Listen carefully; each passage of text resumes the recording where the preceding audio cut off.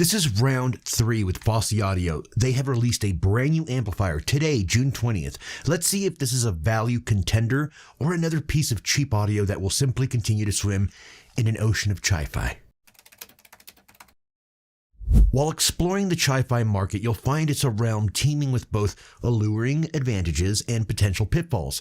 The most compelling benefit, undoubtedly, is the remarkable value for money these products tend to offer. Discovering high-quality audio gear that doesn't break the bank is a thrill anyone would appreciate. Now, the sheer variety in the ChiFi domain is considered a bonus. With such a broad spectrum of products, you're afforded the luxury of fine-tuning your choice based on particular sonic characteristics and aesthetic appeal. It's like having a buffet of audio gear at your fingertips. However, the flip side of this attractive coin is the risk associated with counterfeits, subpar technical design, and cheap off-the-shelf components. These potential drawbacks may deter some, yet many of us are willing to navigate these waters for the significant cost savings compared to Western alternatives. So, while the ChiFi market does have its share of challenges, the promise of finding that perfect blend of price and performance can make the journey worthwhile. My experience with companies like Fosi Audio has left a lasting impression. Their unique approach, particularly for a China-based hi-fi company, is refreshingly different. They actively encourage rigorous product testing and welcome genuine, honest feedback, embracing the good, the bad, and indeed the ugly. This rarity is something I do truly admire. It's clear that Fosi Audio is determined to distinguish themselves from their contemporaries. They're actively making strides to absorb valuable insights from Western perspectives like mine. It's an intelligent maneuver given the considerable cultural and operational differences between the US and China, as well as other Eastern countries. The attempt to bridge these differences to create a synergy between the two distinct approaches to business and consumer expectations speaks volumes about Fosi Audio's vision. It's a bold move and a smart one at that, and I believe it could set a compelling example for other companies in the ChiFi market. A couple of months before its release, Fosi provided me with the V3 for a thorough examination, measurement, and testing phase. When comparing it to the TB10D, which I had previously evaluated, it's evident that Fosi has elevated their game with the V3. The unit's exterior exhibits a sleek, minimalist design that suits my aesthetic preferences perfectly. Its weightiness surpasses that of the TB10D, lending it a sense of quality that you can literally feel in your hands. Now, this might strike some as amusing, but for me, the knob is a telling sign of a company's dedication to user experience. It's one of those little details that, believe it or not, can speak volumes about a product. And in the case of the V3, the knob doesn't disappoint. It offers a clean, satisfying click and a smooth turn that adds to the overall sense of quality and thoughtfulness in design.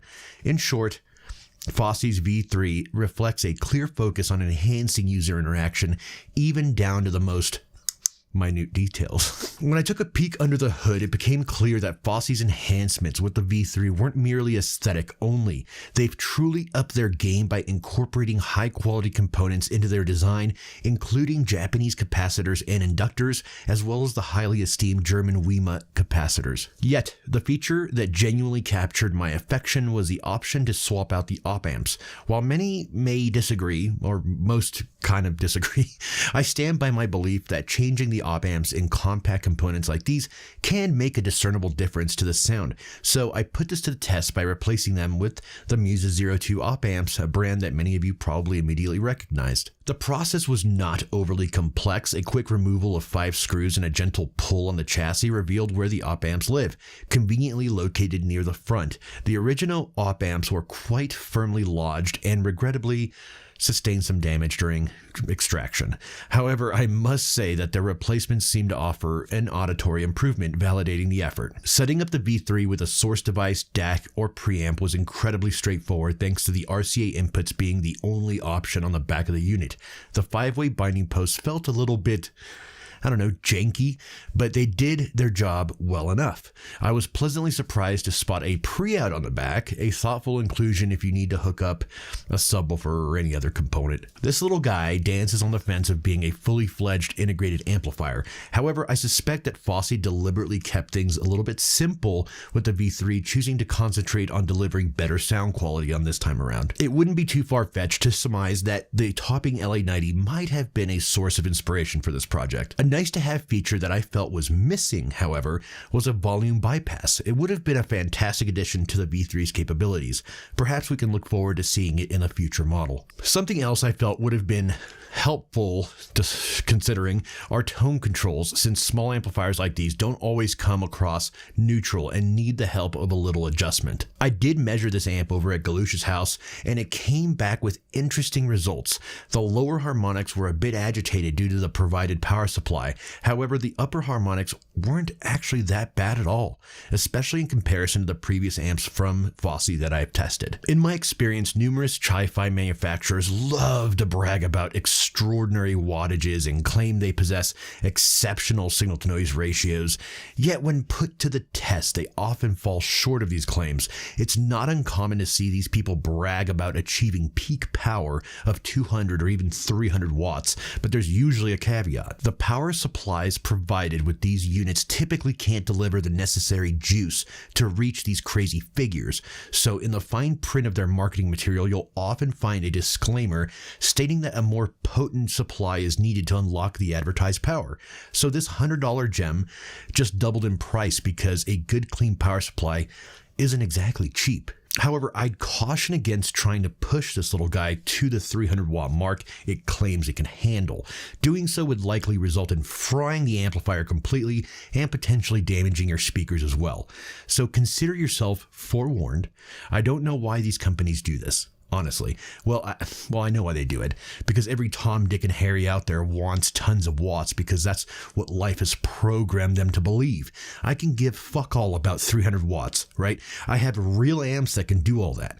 All I need is for this little device to provide a healthy, 80 watts per channel. Clean power. No distortion, no bullshit marketing fluff. Just build me a tiny Class D amp with 80 watts clean. That's it.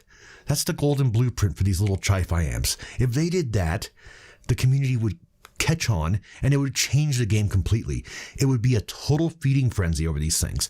That's what the community eats up, are little holy grail items that provide abnormal results, almost paranormal results, at a value-centric price. Could you imagine a little $100 amp perfect for a desktop that could provide a really smooth sound signature for almost any smaller bookshelf you throw at it?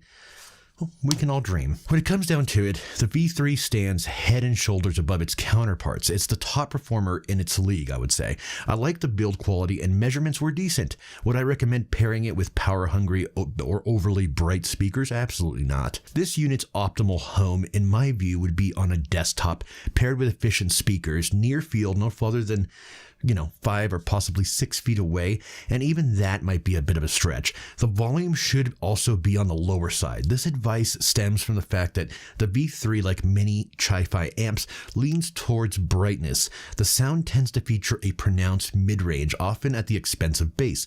Hence, as I mentioned earlier, tone control is essential. Paired with a suitable preamp and a good source in DAC, the V3 could very well find a permanent spot in anyone's setup, particularly for those working with a tighter budget. If you're considering an amp in this category, I'd say that the V3 is the one to buy.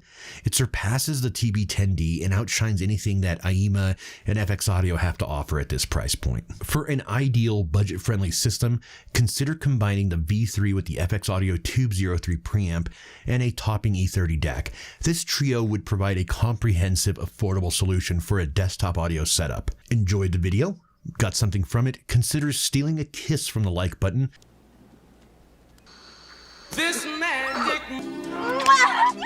Little pervert! Oh man, he's a deep shit! Subscribe to my channel and ring the bell to get notified every time a new video is born.